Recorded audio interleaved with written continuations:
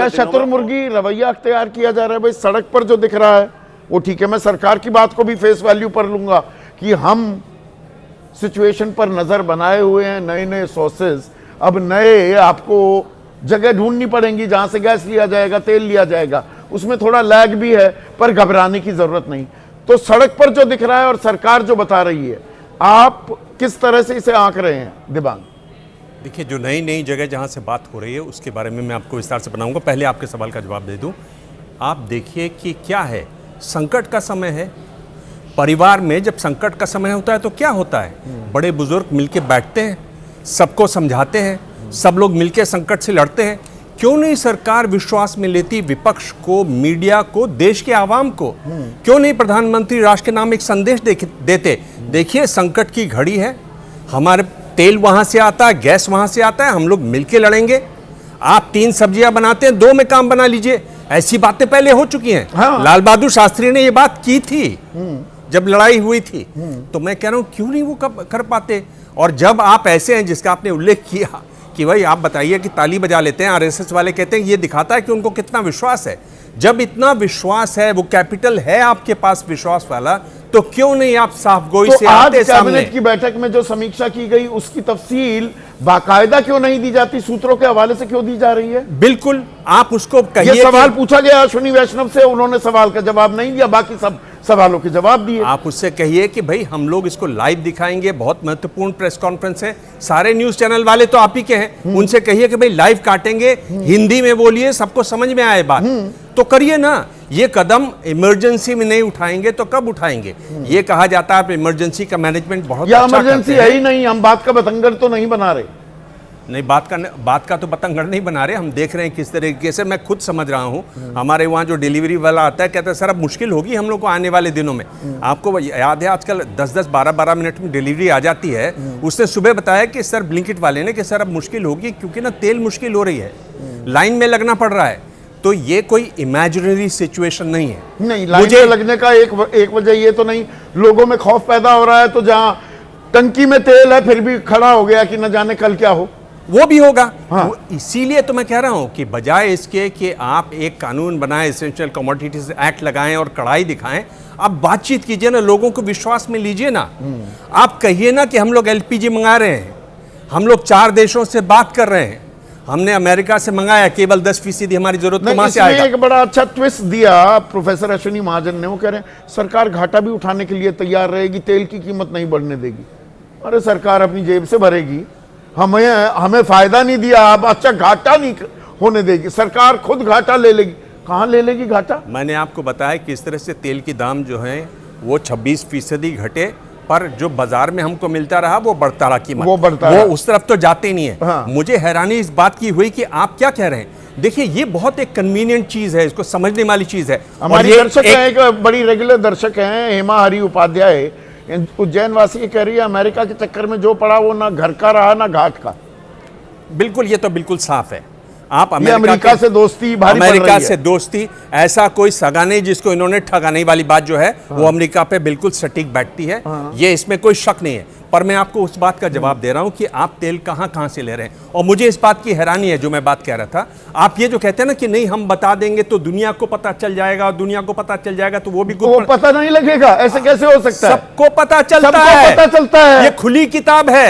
में कौन से ऑयल टैंकर इंडिया आ रहे थे, कौन से चीन जा रहे हैं, कौन से जापान जा रहे हैं, सब चिन्हित है। दुनिया भर में एजेंट बैठे हुए हैं, सब बता देंगे उन लोग वहां से। तो देखिए, आप जो तेल ले रहे हैं वो यूएस से ले रहे हैं। हाँ। आप अमेरिका, ऑस्ट्रेलिया से बात कर रहे हैं, आप कनाडा से बात कर रहे हैं। कनाडा अब उतना तैयार नहीं है। और एक नया नाम है, अल्जीरिया से ले रहे हैं। अफ्रीका से जो गैस जाती है वो सबसे बड़ा एक्सपोर्टर अफ्रीका में अल्जीरिया है। आप अल्जीरिया से बात कर रहे हैं। नाइजीरिया, अंगोला भी बड़े एक्सपोर्टर्स हैं। जो अल्जीरिया से बातचीत है, तो ये बातचीत की तफसील देने में क्या है? ये दुनिया की सबसे जानी मानी खुफिया जानकारी है, सबको पता है, सबको पता है। क्या खुफिया है इसमें? सोनाट्रेक उनकी सबसे बड़ी अल्जीरिया की सरकारी कंपनी है जो इस तरह के गैस बेचती है। आप कहिए ना हम वहां से मंगा रहे हैं। हाँ। हम ये सब मंगा रहे हैं। देश को बताइए, हम तो 4 जगह से लेते थे या 7 जगह से, अब हम 14 जगह से लेंगे। और ये भी बताइए कि हम ले जरूर रहे हैं, पर भाइयों और बहनों आराम से खर्च कीजिए, ओवरबोर्ड मत जाइए, ज्यादा मत खर्च कीजिए। मतलब ध्यान जनता रखिए। जो भरोसा, जो सरकार उम्मीद करती है जनता उस पर भरोसा करे। सरकार को भी जनता पर भरोसा करने की जरूरत है ना, भरोसे में लेने की जरूरत है। हाँ, बिल्कुल लेने की जरूरत है। मैं पूछ रहा हूं कहीं ऐसा तो नहीं है कि सरकार अपने पर भरोसा खो बैठी है कि हम कुछ कहेंगे और लोग सुनेंगे नहीं, कहीं अंदर खाते ये बात तो नहीं है। अगर ये बात है तो ये बहुत डर की बात है। या कि आप- आपूर्ति की जो सारी संभावनाएं वो अभी मालूम नहीं, तलाशी जाएंगी भी, आपूर्ति हम पूरी कर पाएंगे या नहीं कर पाएंगे। ये जिनके मैं नाम बता रहा हूं वहां बातचीत हो रही है, बाकायदा बातचीत हो रही है, कुछ कुछ माल सौदे पट रहे हैं। भाई आपको कितना चाहिए, किस दाम पे चाहिए, वो सब आप तय कर रहे हैं, तो आप करिए ना। उसमें लोगों को इस तरह से गुमराह सा मत कीजिए, लोगों को अंधेरे में मत छोड़िए कि लोग कयास लगाते रहें कि होगा या नहीं होगा। उससे क्या होता है, लोगों में इनसिक्योरिटी बढ़ती है। क्यों इनसिक्योरिटी करें? वैसे ही लोग देख रहे हैं युद्ध को, वैसे ही विचलित हो रहे हैं, समझ में नहीं आ रहा कि युद्ध किस तरफ जाएगा। हाँ। वैसे ही बहुत और डराव- कितना लंबा खिंचेगा। बिल्कुल, सबसे बड़ी बात यह है कि कितना लंबा खिंचेगा, क्योंकि हालत क्या हो रही है आप देखिए। मैं आपको एक थोड़ा सा इससे इतर जाते हुए एक उदाहरण बताता हूं। आप देखिए क्या हुआ, रियाद में जो अमेरिकी जो दूतावास है उन्होंने बंद कर दिया। वो क्या कह रहे हैं, उनके लिंडसी ग्राहम जो सेनेटर हैं, वो ये कह रहे हैं कि सऊदी जो है वो हमारा उनसे डिफेंस कॉन्ट्रैक्ट है, एग्रीमेंट है, उसके बावजूद सऊदी अपनी सेना नहीं उतार रहे हैं ईरान के खिलाफ। क्या फायदा है ऐसे कॉन्ट्रैक्ट का?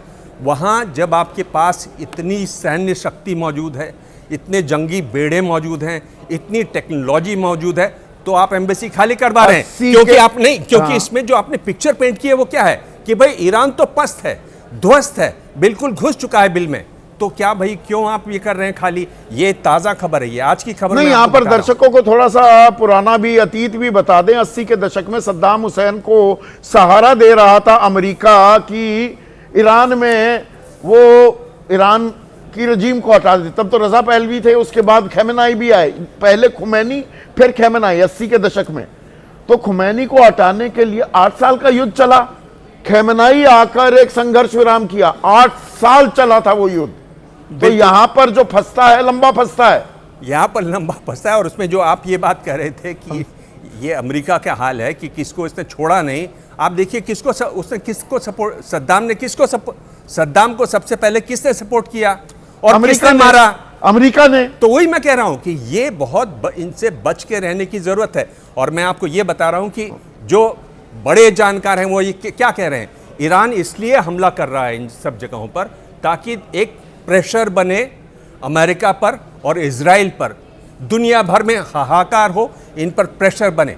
दूसरा तो और भी खतरनाक है कि पानी के जो संयंत्र हैं जहां से पानी साफ किया जाता है समुद्र का, जो पीने पानी के काम आज आता विषय नहीं है, है। उन पर भी वो हमले कर सकता है ठीक है। आगे।